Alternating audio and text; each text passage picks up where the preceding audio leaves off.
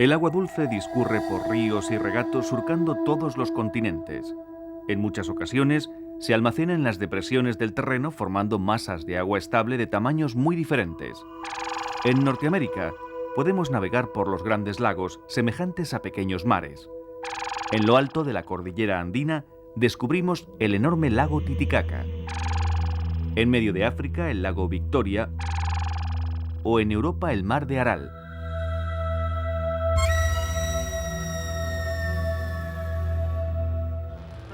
Son ejemplos quizá demasiado exagerados porque en realidad gran parte de la geografía de nuestro planeta está salpicada de pequeños humedales que albergan una variadísima cantidad de animales y plantas.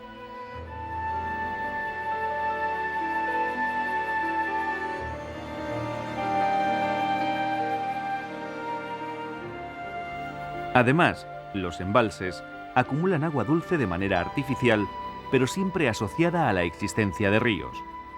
Algunas de sus condiciones son similares a las de las lagunas naturales, por lo que la lista de humedales se multiplica por distintos territorios. El origen de las lagunas es muy distinto. Algunas se ocasionaron por antiguos glaciares y se ubican en lo alto de las montañas. Pero normalmente encontraremos lagunas en terrenos llanos, donde las depresiones del terreno almacenan el agua del subsuelo que aflora donde las capas freáticas están próximas a la superficie.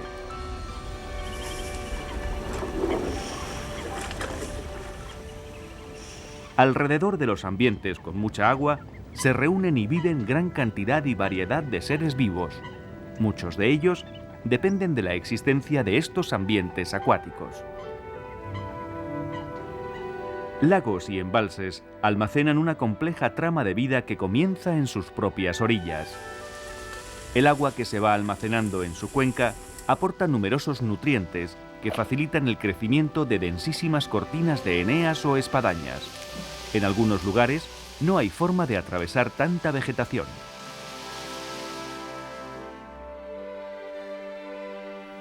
Sus tallos suelen presentar poca densidad e incluir en los propios tallos y en las hojas cámaras de aire para aumentar la flotabilidad. Aunque sus raíces o las hojas permanezcan sumergidas, necesitan sacar sus flores fuera del agua para poder reproducirse. Las espadañas producen flores en lo más alto de la planta. La parte superior de las espigas tiene flores masculinas y la inferior femeninas, de manera que la planta puede autofecundarse. Los carrizos se instalan en aguas poco profundas y crean auténticas murallas de vegetación. Sus tallos rectos y resistentes recuerdan al bambú y pueden elevarse 3 metros sobre la superficie del agua. En su ápice, una inflorescencia plumosa se agita mecida por el viento que esparce las semillas. La posición y altura de los carrizos sirve como oteadero para los pájaros de pequeño tamaño.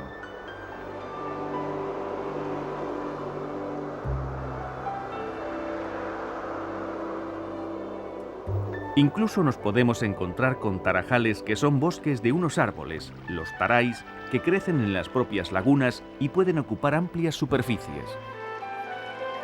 Para muchas aves, los carrizales suponen un lugar perfecto para nidificar.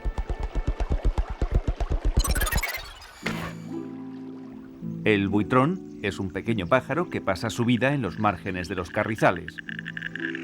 Oculto por la vegetación, construye su delicado nido unido a los tallos. El habitáculo es una verdadera obra de arte cuyo material primordial son las telas de araña. Con ellas une fibras vegetales hasta tomar la forma de una bolsa profunda. Pocos nidos hay tan elaborados. En el fondo depositan 4 o 6 huevecillos que eclosionan en 10 días. Desde ese momento, los padres no paran un instante, buscando sin cesar pequeños insectos para sus recién nacidos.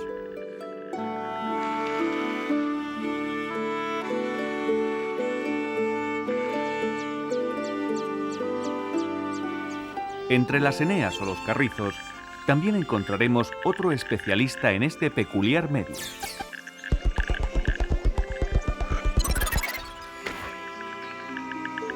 De hecho, su nombre popular hace referencia a su predilección por estos vegetales. Es el carricero. Pasa toda su vida pululando por estos laberintos verdes. Resulta difícil de observar en su medio tan exuberante y selvático. También construye su nido fijándolo a las eneas que crecen cerca de la orilla.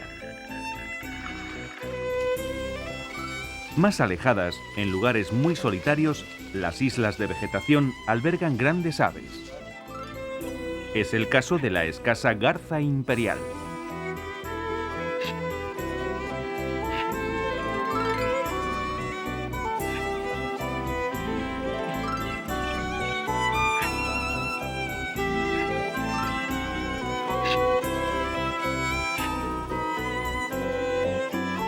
Esta zancuda prepara un gran nido tras el parapeto verde de los carrizales. Con frecuencia forman pequeñas colonias en parajes tranquilos y apartados, casi siempre a ras de agua, entre la vegetación. Los pollos de la garza imperial ofrecen un curioso comportamiento cuando se acerca algún observador inoportuno. Para pasar inadvertidos, elevan el cuello y la cabeza y permanecen estáticos, inmóviles como estatuas, con la esperanza de confundirse entre las plantas.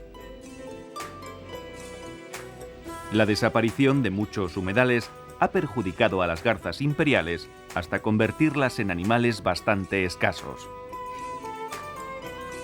Esta misma circunstancia ha convertido a algunas lagunas en auténticas joyas. Son lugares privilegiados en los que sobreviven algunos animales en peligro de extinción, como la focha cornuda. El escudete que ostenta en la cabeza se adorna de 2 notables protuberancias de color rojo que la diferencian claramente de la focha común. Sus escasas poblaciones se restringen a los humedales sureños. Sus costumbres son más recatadas que las de su abundante pariente. Suele permanecer entre la vegetación o en los claros más abrigados, en los que encuentra alimento de sobra en la generosa vegetación acuática.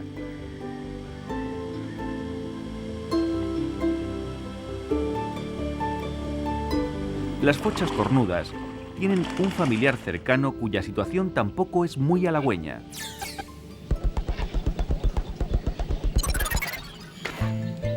Es el calamón. El calamón es un ave de buen tamaño de un llamativo color azul purpúreo, con un ostentoso pico rojo y unas patas fuertes que se prolongan en unos dedos desmesurados. El aspecto desgarbado del calamón contribuye a llamar la atención. Prefiere las zonas de vegetación espesa sobre las que se desplaza andando.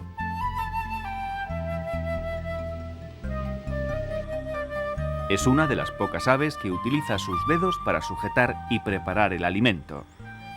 Con bastante destreza, agarra y sujeta los tallos para devorar la médula de las plantas acuáticas. También sus poblaciones son bastante escasas tras la desaparición y el deterioro de numerosos humedales. La lista de animales en peligro ligados a los humedales no acaba aquí.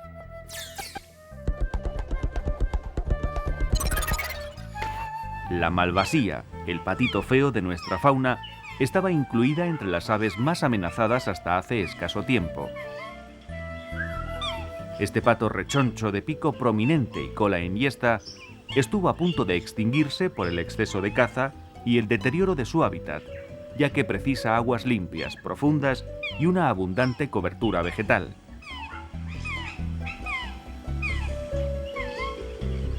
Este pato casi nunca pisa tierra firme. Prefiere la seguridad de las lagunas en las que se sumerge para alimentarse o para huir. Su habilidad buceadora le permite recorrer más de 30 metros cada vez que hace una inmersión.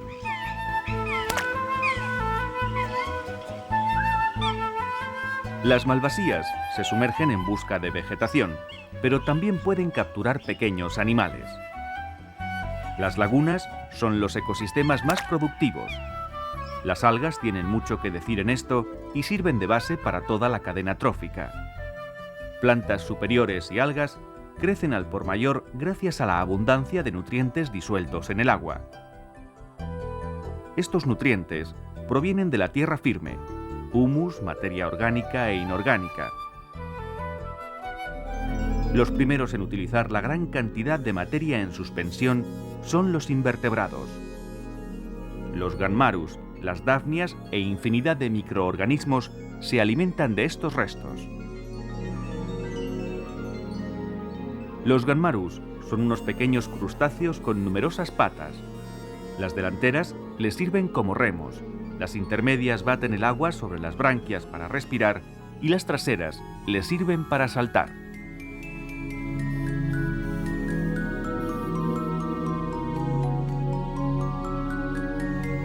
Son frecuentes en las aguas continentales y sirven de alimento a los peces y otros vertebrados. Ya sumergidos, podemos encontrarnos con unos peces muy abundantes. Las gambusias son unos pequeños peces que ahora son muy corrientes en los humedales del continente europeo. Se trata de una especie foránea introducida por su voracidad y su resistencia. Se pensó en este pez para eliminar las plagas de mosquitos que propagaban el paludismo u otras enfermedades. Efectivamente, las gambusias capturan infinidad de larvas de mosquitos, se reproducen vertiginosamente y además soportan todo tipo de aguas y condiciones climáticas. Sin embargo, su voracidad no solo incluye a los mosquitos. Son capaces de esquilmar muchas formas de vida, incluidos los huevos de otros animales. Por si fuera poco, son unos competidores muy duros para otros peces autóctonos que poco a poco van desapareciendo.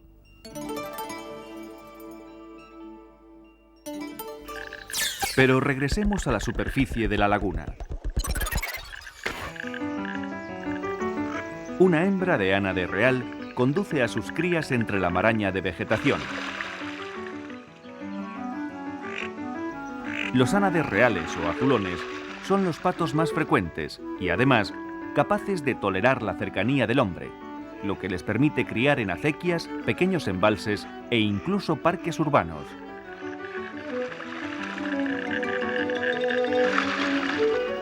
Mientras las hembras se ocupan de los polluelos, los machos se agrupan en el centro de la laguna. El aspecto de ellos es mucho más llamativo, con la cabeza y el cuello verdes o azulados de unos brillantes tonos metálicos y la pechuga tostada o anaranjada. Casi todas las anátidas muestran la misma estrategia. Los machos ostentan una coloración y un diseño muy llamativo, mientras que las hembras visten colores apagados, ocres y marrones. Sin duda es mucho más seguro para ellas y sus pollos poder pasar inadvertidas mientras los predadores fijan su mirada en los atractivos galanes.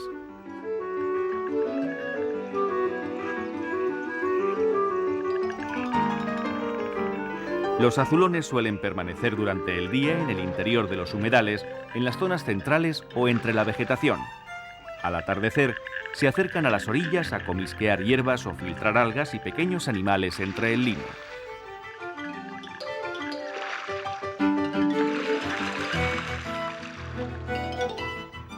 No muy lejos, también están criando las fochas. Las más tardías todavía tienen que incubar sus blancos huevos.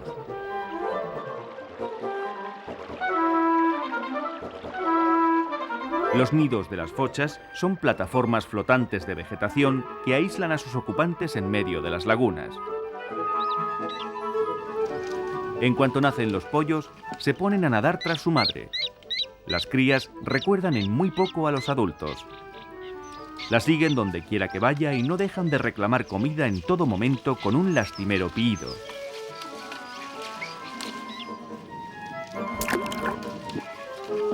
Mamá focha se sumerge una y otra vez para conseguir algas, moluscos o insectos.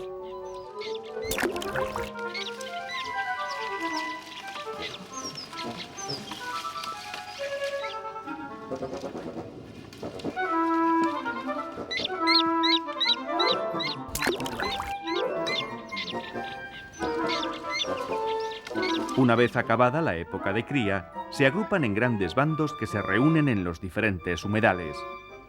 Las fochas son unas excelentes nadadoras con grandes aptitudes para el buceo y son capaces de aprovechar todo tipo de alimento que le brinde su acuático hogar.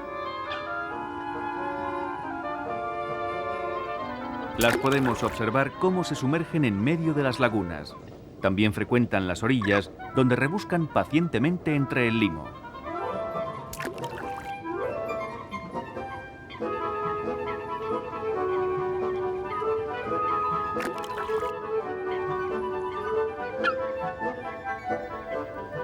Como cualquier otro ecosistema, los humedales cuentan con sus predadores especializados.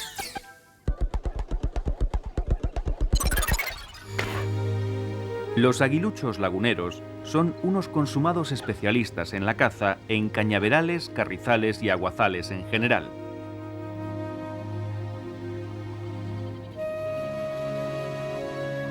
Como el resto de los aguiluchos, poseen unas notables aptitudes para el vuelo tipo velero, que se deslizan sin esfuerzo y sin aleteos a baja distancia del suelo o la vegetación. De pronto, con un quiebro se dejan caer para sorprender a algún animalillo distraído.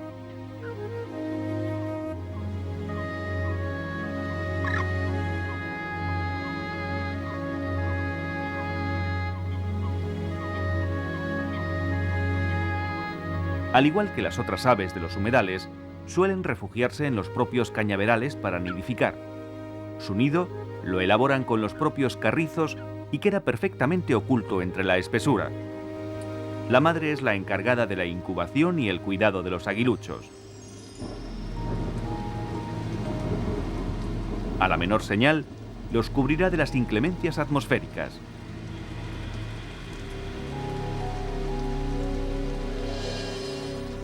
Ahora en primavera, no son raras las tormentas, y a nuestra madre no le queda más remedio que regresar al nido y evitar que sus pequeños puedan empaparse.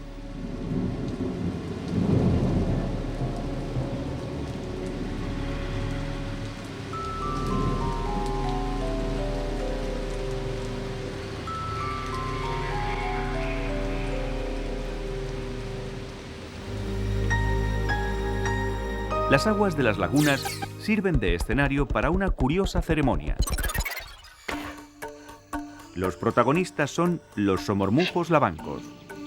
Sus danzas amorosas muy llamativas fueron observadas y descritas hace tiempo en los primeros manuales de comportamiento animal. Cuando llega la primavera, comienza la parada del cortejo, en la que participan ambos miembros de la pareja. Este tipo de cortejos solo lo realizan las aves monógamas. Durante la época de celo, engalanan su cabeza con unas vistosas patillas y dos pequeños cuernecillos de plumas. El momento de la danza se precede del acercamiento de la pareja con el cuello y la cabeza estirados, paralelos al agua.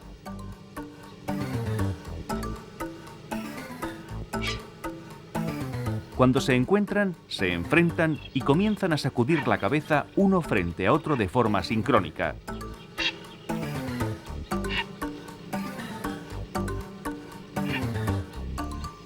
Suelen portar materia vegetal en el pico. A lo largo del día, repiten la ceremonia varias veces. Mediante este ritual, confirman sus lazos hasta el momento de la cópula, que ocurre en el nido.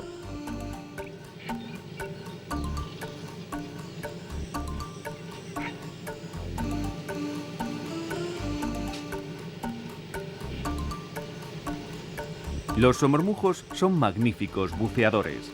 En sus inmersiones, que pueden llegar casi al minuto de duración, capturan peces, insectos, moluscos. Como otras aves acuáticas, ponen gran empeño en el aseo, ya que deben mantener el plumaje engrasado y bien colocado para que no se empape.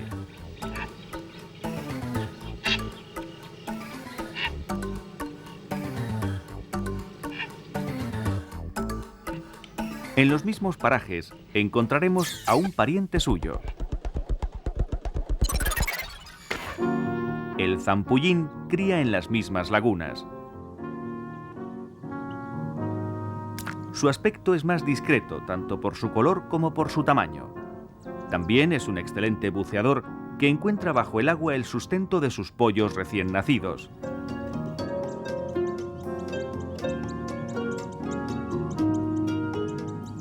Los pequeños son totalmente dependientes de ellos durante los primeros días de vida, aunque nadan tras ellos a las pocas horas de nacer.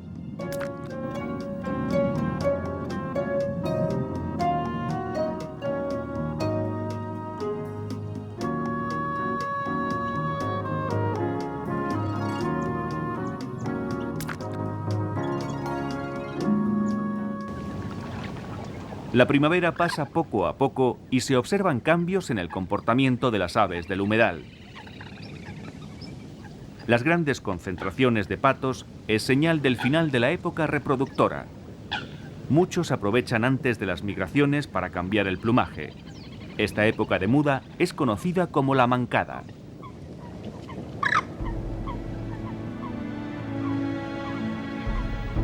Con el final del verano y las plumas nuevas, comienzan a reunirse miles de anátidas.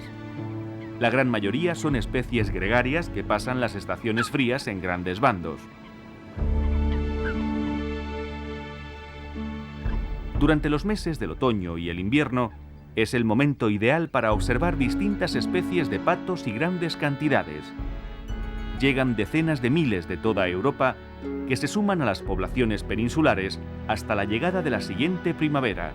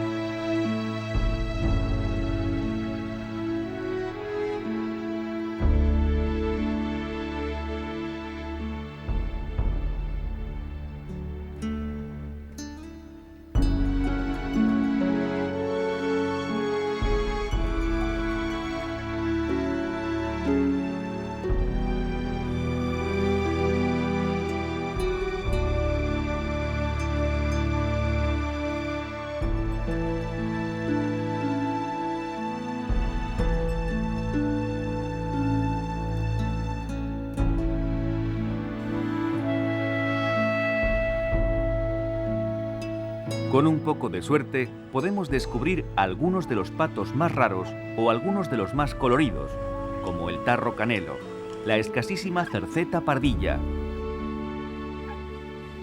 el esporádico tarro blanco de distribución más norteña o patos buceadores como algunos porrones.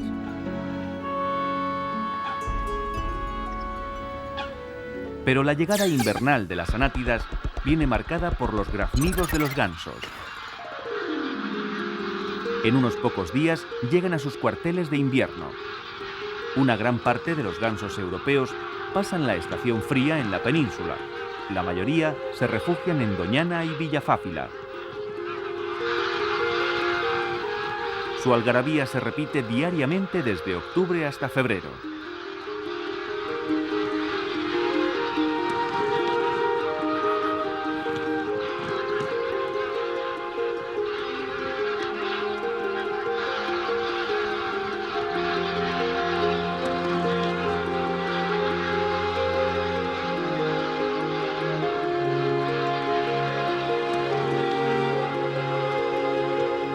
Al amanecer, se desperdigan por los campos de cultivo o se quedan en las orillas. Aunque formen bandos muy numerosos, las familias permanecen unidas y podemos descubrir los pequeños grupos entre 6 y 9 aves que suelen desplazarse juntas. En las jornadas más soleadas, se tumban plácidamente o picotean los brotes tiernos de los cultivos.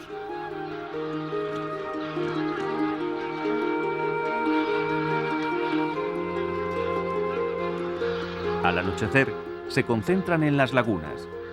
Es el momento de máximo alboroto, cuando entran los grandes bandos procedentes de los campos contiguos y se acomodan en las lagunas. En ese momento, pueden contarse decenas de miles de individuos.